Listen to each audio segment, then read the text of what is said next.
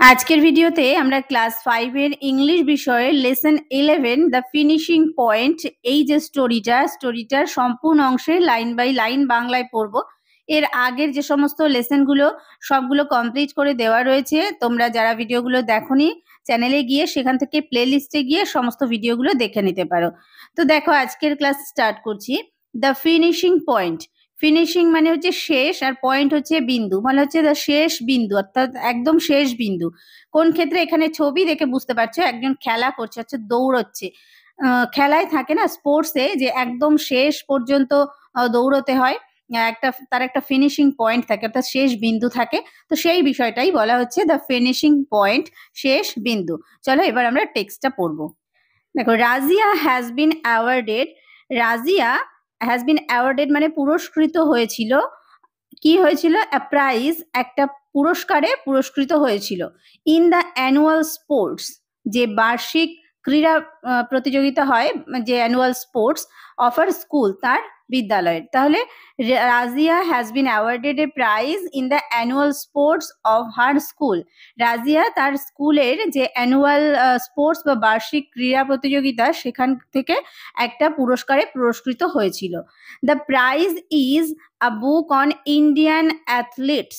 The prize অর্থাৎ পুরস্কারটি হলো আ বুক, একটা বই। কিসের উপর? অন ইন্ডিয়ান অ্যাথলিটস মানে ভারতীয় খেলোয়াড়দের সম্পর্কে বা ক্রীড়াবিদ যারা, তাদের সম্পর্কে একটা বই। দিস বুক, এই বইটি কন্টেন্স আ চ্যাপ্টার, মানে কন্টেন্স মানে বইটিতে রয়েছে, আ চ্যাপ্টার, একটা chapter on the life of PT Usha. On the life, কার জীবনের উপর, কার জীবনের উপর? অফ পিটি ঊষা, পিটি ঊষার একটা জীবন কাহিনী রয়েছে এই বইটিতে। পিটি ঊষা দেখো, the sprint queen of India. Sprint queen, sprint মানে হচ্ছে দ্রুত দৌড়াতে পারে, এইরকম স্প্রিন্ট কুইন অফ ইন্ডিয়া, ভারতের স্প্রিন্ট কুইন বলা হচ্ছে পিটি ঊষাকে। As Razia is very eager, যেহেতু রাজিয়া হলো খুব আগ্রহী, ইগার মানে হচ্ছে আগ্রহী, টু নো জানতে, কি সম্পর্কে? অ্যাবাউট পিটি ঊষা, অর্থাৎ পিটি ঊষা সম্পর্কে জানতে রাজিয়া খুব আগ্রহী। তো সে স্টার্টেড, সে শুরু করেছিল রিডিং, পড়া, দ্য বুক, সে বইটি, right away after dinner. Right away মানে তখনই, আফটার ডিনার রাতের খাবারের পর, অর্থাৎ রাতের খাবার খাওয়ার পরই, অর্থাৎ সঙ্গে সঙ্গেই সে বইটি পড়া শুরু করেছিল। কে শুরু করেছিল? রাজিয়া। ওকে, ক্লিয়ার হলো? এটা ফার্স্ট প্যারাটা গেল। নেক্সট, পিলা ভুল্লা কান্দি Thekkeparambil Usha, generally known as PT Usha. তাহলে এই যে জেনারেলি নোন, স্বাভাবিকভাবে বা সাধারণভাবে পরিচিত পিটি ঊষা নামে, অর্থাৎ পিটি ঊষার পুরো নামটা এখানে বলা হয়েছে পিলা ভুল্লাকান্দি টেক্কা পারাম্বিল ঊষা, অর্থাৎ পুরো নাম, এই যে পি আর টি, এই পিটি ঊষা, এইভাবে হচ্ছে পরিচিত পিটি ঊষা। ইজ ইনডিড, হলেন প্রকৃতপক্ষে দ্য মোস্ট ফেমাস, সবচেয়ে বিখ্যাত, অ্যান্ড সাকসেসফুল এবং সফল ফিমেল অ্যাথলেট ফ্রম ইন্ডিয়া, মহিলা যে খেলোয়াড়, মহিলা ক্রীড়াবিদ বলা হচ্ছে, দৌড়বিদ, কোথা থেকে? অফ ইন্ডিয়া, অর্থাৎ ভারতের। তাহলে এই যে পিটি ঊষা, ইনি প্রকৃতপক্ষে ভারতের সবচেয়ে সফল এবং সবচেয়ে বিখ্যাত মহিলা অ্যাথলিট। বোঝা গেল? হার এক্সট্রা অর্ডিনারি পারফরমেন্স, তার অসাধারণ যে প্রদর্শন বা সম্পাদন, অ্যাট দ্য ট্র্যাক, ট্র্যাক মানে হচ্ছে লাইন ধরে যে, অর্থাৎ সে দৌড়ায়, সেই দৌড়ানো, আর্নড ঊষা টাইটেলস, সে অর্জন করেছিল ঊষা যে উপাধি। সেরকম ভাবে আরো কি কি? Like the queen of Indian running, যে কুইন মানে হচ্ছে রানী, কিসের রানী? অফ ইন্ডিয়ান, ভারতীয় রানিং ট্র্যাক, এটা হচ্ছে একটা উপাধি। অ্যান্ড পায়োলি এক্সপ্রেস, পায়োলি এক্সপ্রেসও একটা উপাধি, এই উপাধি সে বা তিনি অর্জন করেছিলেন। PT Usha was born on 27th June, PT Usha জন্মগ্রহণ করেছিলেন কবে? 27th জুন 1964, 1964 সালে, অ্যাট পায়োলি, পায়োলিতে, a village in the Payyoli district of Kerala. Payyoli হচ্ছে একটা গ্রাম, কোথায়? In the Payyoli district, Payyoli জেলা, অফ কেরালার, কেরালার পায়োলি জেলার পায়োলি একটা হচ্ছে গ্রামের নাম। তাহলে দেখো এখানে পায়োলি এক্সপ্রেস বলে যে উপাধিটা পেয়েছে, এটা কিন্তু তার এই যে জন্মস্থান, সেই নাম অনুসারে তিনি উপাধিটা লাভ করেছেন। দো, যদিও, Usha was affected by ill health in her early childhood, যদিও উষা ওয়াজ অ্যাফেক্টেড মানে হচ্ছে মানে এখানে অসুস্থ হয়েছিল বা ক্ষতিগ্রস্ত হওয়া, বাই ইল হেলথ মানে খারাপ স্বাস্থ্য, তার মানে তিনি অসুস্থ হয়েছিলেন। ইন হার আর্লি চাইল্ডহুড, তার যে প্রথম শৈশব জীবনে। হার promise in sports could be clearly noticed. Her promise, এখানে তার হার প্রমিস ইন স্পোর্টস মানে তার খেলাধুলায় যে প্রতিজ্ঞা, আসলে প্রতিজ্ঞা বলতে এখানে তার আগ্রহ বা উৎসাহ খেলাধুলা সম্পর্কে সেই বিষয়টাই বোঝানো হয়েছে। তার খেলাধুলার প্রতি যে আগ্রহ কুড বি ক্লিয়ারলি নোটিসড মানে সম্পূর্ণভাবে বা পরিষ্কারভাবে লক্ষ্য করা গিয়েছিল। ক্লিয়ারলি নোটিসড মানে হচ্ছে পরিষ্কারভাবে লক্ষ্য করা গিয়েছিল। তাহলে বোঝা গেল কি, যদিও উষা ছোটবেলায় তিনি অ্যাফেক্টেড ছিলেন, ইল হেলথ মানে অসুস্থতার মধ্যে ছিলেন, তবুও তার কিন্তু খেলাধুলার প্রতি যে একটা আগ্রহ সেটা পরিষ্কারভাবে লক্ষ্য করা গিয়েছিল। এগেনস্ট অল অডস, এগেনস্ট মানে বিরুদ্ধে, অল অডস সমস্ত প্রতিবন্ধকতার বিরুদ্ধে, শি সাকসিডেড তিনি সফল হয়েছিলেন ইন বিকামিং হওয়ায় কি, one of the greatest athletes India has ever produced. তাহলে তিনি হয়েছিলেন ওয়ান অফ দ্য গ্রেটেস্ট মানে মহান যে অ্যাথলিটস যে ক্রীড়াবিদ তার মধ্যে একজন, যেটা কি ইন্ডিয়া হ্যাজ এভার প্রডিউসড, ইন্ডিয়ায় তৈরি হয়েছিল। এখানে প্রডিউসড মানে উৎপন্ন হওয়া, তার মানে ভারতবর্ষে যে সমস্ত অ্যাথলিটস বা ক্রীড়াবিদ তৈরি হয়েছিলেন তার মধ্যে তিনি ছিলেন একজন মহান ক্রীড়াবিদদের মধ্যে একজন। She made her first national record, তিনি করেছিলেন তার প্রথম জাতীয় record in the 100 metres sprint, 100 মিটারের যে দৌড়, দ্রুত দৌড়ানো, ইন 1977 1977 সালে, when she was just 13 years old, যখন তিনি ছিলেন শুধুমাত্র 13 বছর বয়স। তার মানে তার যখন মাত্র 13 বছর বয়স, তিনি তখনই যে ন্যাশনাল রেকর্ড করেছিলেন আর 100 মিটার দৌড়ে। নেক্সট পার্ট দেখো, PT Usha could not perform, PT Usha সম্পাদন করতে পারেননি টু হার এবিলিটি, তার দক্ষতা ক্ষমতায়, মানে তার ক্ষমতা ছিল না সম্পাদন করা, ইন দ্য 1980 মস্কো অলিম্পিক্স, অর্থাৎ এই যে 1980 সালে মস্কো অলিম্পিক্সে পিটি উষা পারফর্ম করতে পারেননি। ইভেন ইন দ্য 1982, এমনকি 1982 সালে নিউ দিল্লি এশিয়াড, অর্থাৎ নিউ দিল্লিতে যে এশিয়ান গেমস অনুষ্ঠিত হয়েছিল সেখানে, শি কুড অনলি উইন, তিনি শুধুমাত্র উইন মানে জয়লাভ করেছিলেন বা জিতেছিলেন, সিলভার মেডেলস রূপোর পদক, in the 100 metres 100 metre and the 200 metres sprint, 100 metre এবং 200 মিটার যে দ্রুত দৌড় প্রতিযোগিতা, সেখানে তিনি শুধুমাত্র সিলভার মেডেলস বা রূপোর পদক পেয়েছিলেন। হাউএভার, যাই হোক, অ্যাট দ্য এশিয়ান ট্র্যাক, যে এশিয়ান গেমস হয় সেখানে, অ্যান্ড ফিল্ড, তাহলে দেখো এই at the Asian track and field, তার মানে এটার শর্ট ফর্ম হচ্ছে ATF, Asian track and field championship in Kuwait a year letter. দেখো এক বছর পরে, আ ইয়ার লেটার মানে এক বছর পরে, এই যে ATF বা এশিয়ান ট্র্যাক অ্যান্ড ফিল্ড চ্যাম্পিয়নশিপে উষা জিতেছিলেন দ্য গোল্ড মেডেল, সোনার পদক বা স্বর্ণ পদক, in the 400 metres race, 400 metre দৌড়ে, with a new Asian record, মানে একটা নতুন এশিয়ান রেকর্ড, সেখানে রেকর্ডের সঙ্গে তিনি জিতেছিলেন সোনার পদক 400 মিটার দৌড়ে। Thereafter, Usha picked up 13 gold medals at the ATF meets that were held between 1983 and 1989.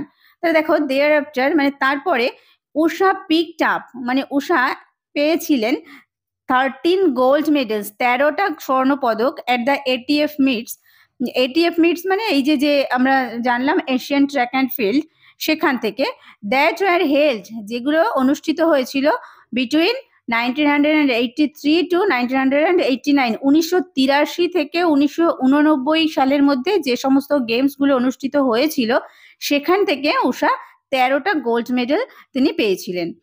She finished first in the semifinals, তিনি শেষ করেছিলেন ফার্স্ট মানে একদম প্রথমেই, ইন দ্য সেমিফাইনালে, in the 1984 Los Angeles Olympics, 1984 সালে লস অ্যাঞ্জেলেস অলিম্পিক্সে সেমিফাইনালে তিনি খুব মানে প্রথমেই শেষ করেছিলেন।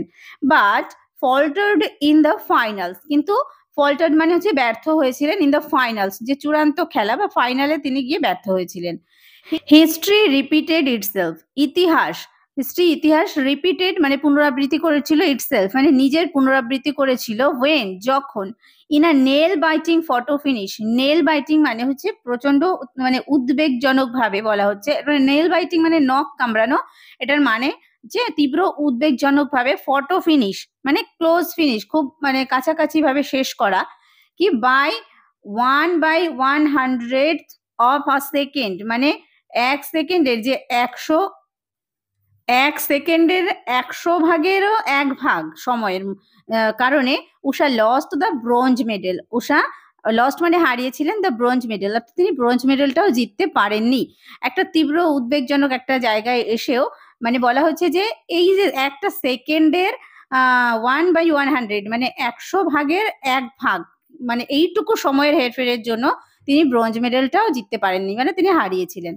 The same incident had happened, the same incident একই ঘটনা হ্যাড হ্যাপেন্ড ঘটেছিল to another great Indian athlete, অন্য মহান ভারতীয় ক্রীড়াবিদের সঙ্গে, নাম কি মিলখা সিং, তার নাম হচ্ছে মিলখা সিং, ইন দ্য 1960 1960 সালে, কোথায়, অলিম্পিক গেমস, 1960 সালের অলিম্পিক গেমস এই একই ঘটনা ঘটেছিল একজন ভারতীয় মানে মহান ভারতীয় ক্রীড়াবিদ মিলখা সিং এর সঙ্গে। On both these occasions এই দুটো ক্ষেত্রেই the Indian athletes could win no medals, এই ভারতীয় ক্রীড়াবিদ could win জয়লাভ করতে পারেনি no medals, অর্থাৎ কোনো মেডেল তারা জয়লাভ করতে পারেননি।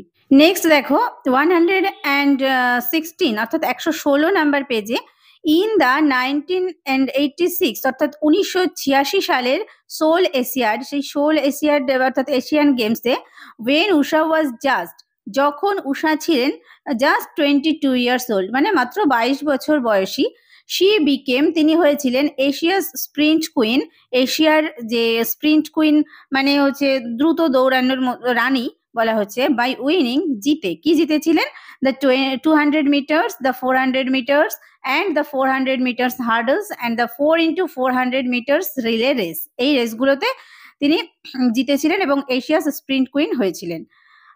নেক্সট দ্য নেক্সট 5 ইয়ার্স, পরের 5 বছর স দেখা গিয়েছিল her grow from strength to strength, তার যে মানে স্ট্রেংথ টু স্ট্রেংথ মানে হচ্ছে তার শক্তি বা তার যে সক্ষমতা আরো বেড়েছিল, এটা লক্ষ্য করা গিয়েছিল কোথায়, ইন দ্য এশিয়ান ট্র্যাকস, অর্থাৎ যে এশিয়ান যে গেমস অনুষ্ঠিত হয় সেই ক্ষেত্রে, পরের 5 বছর মানে তার আরো যে গ্রোথ হয়েছিল সেই বিষয়টা লক্ষ্য করা গিয়েছিল।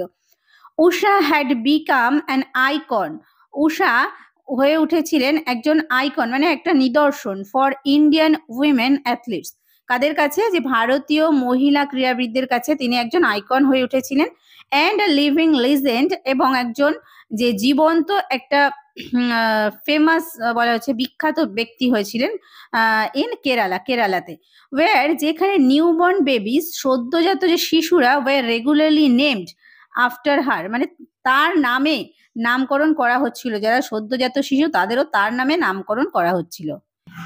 নেক্সট দেখো 117 নাম্বার পেজে, উষা রিটায়ার্ড ফ্রম অ্যাথলেটিক্স, অর্থাৎ উষা রিটায়ার্ড, উষা অবসর নিয়েছিলেন ফ্রম অ্যাথলেটিক্স মানে সেই ক্রীড়াবিদ থেকে, অর্থাৎ দৌড়বিদ, সেখান থেকে তিনি অবসর নিয়েছিলেন, অ্যান্ড ম্যারিড এবং বিবাহ করেছিলেন ভি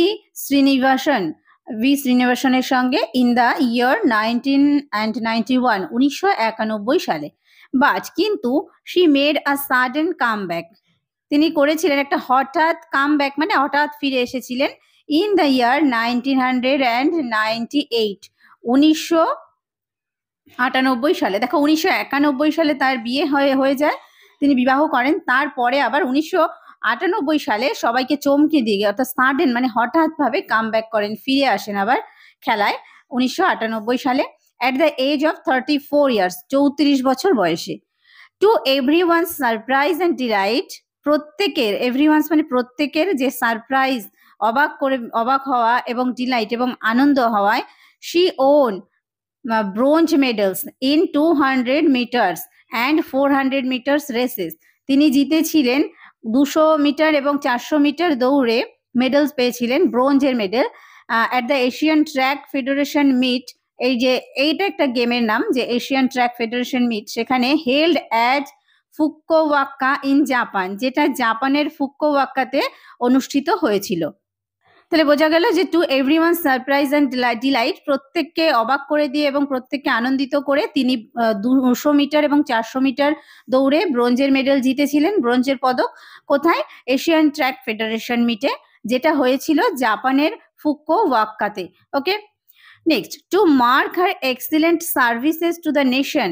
টু মার্ক মানে উল্লেখযোগ্য করে রাখতে, হার এক্সিলেন্ট সার্ভিসেস তার যে অসাধারণ, তার যে প্রতিভা, এই বিষয়টাকে, টু দ্য নেশন জাতির প্রতি যে বা ভারতের প্রতি যে তার এই যে এক্সিলেন্ট একটা পারফরমেন্স যেটা বলা হচ্ছে, মানে তার যে প্রদর্শন, সেই বিষয়টা বা সম্পাদন, এটাকে উল্লেখযোগ্য করে রাখতে PT Usha was honoured with the Arjuna award. PT Usha was honoured অর্থাৎ পিটি ঊষাকে সম্মানিত করা হয়েছিল অর্জুন অ্যাওয়ার্ড, অর্থাৎ অর্জুন যে পুরস্কার, অর্জুন পুরস্কার, সেটা দিয়ে in the year 1983 1983 সালে, and the Padmashri award in the year 1985, এবং দেওয়া হয়েছিল কি পদ্মশ্রী অ্যাওয়ার্ড পুরস্কার কবে? 1985 সালে। অ্যাপার্ট ফ্রম দ্যাট, এগুলো ছাড়াও ইন্ডিয়ান অলিম্পিক অ্যাসোসিয়েশন অর্থাৎ IOA অনার্ড হার, তাকে সম্মানিত করেছিল উইথ দ্য টাইটেল, যে উপাধি দিয়ে, কি title? The sports person of the century and the sports women of the millennium. অর্থাৎ স্পোর্টস পার্সন মানে যে খেলা করে তাকে বলা হয় sports person of the century, মানে 100 বছরের স্পোর্টস পার্সন বলা হয়েছে, এই উপাধি দেওয়া হয়েছে। অ্যান্ড স্পোর্টস ওমেন মানে যে ক্রীড়ার যে মহিলা, অর্থাৎ মহিলাদেরকে বলা হচ্ছে sports women of the millennium. Millennium মানে হচ্ছে 1000 ইয়ার্স, মানে 1000 বছরের। এই উপাধি তাকে দেওয়া হয়েছিল। কোথা থেকে দেওয়া হয়েছিল? ইন্ডিয়ান অলিম্পিক অ্যাসোসিয়েশনের তরফ থেকে। ওকে, তো এইটাই ছিল আজকের তোমাদের এই লেসনটি সম্পূর্ণ লাইন বাই লাইন বাংলায় পড়ানো। এর পরের ক্লাসে আমরা এখান থেকে যে সমস্ত অ্যাক্টিভিটিগুলো রয়েছে সেগুলো সলভ করব। তো আজকের ভিডিওটি এখানে শেষ করছি। ভালো লাগলে অবশ্যই লাইক এবং শেয়ার করতে ভুলো না। আর ভিডিওটি শেষ পর্যন্ত দেখার জন্য প্রত্যেককে থ্যাংক ইউ।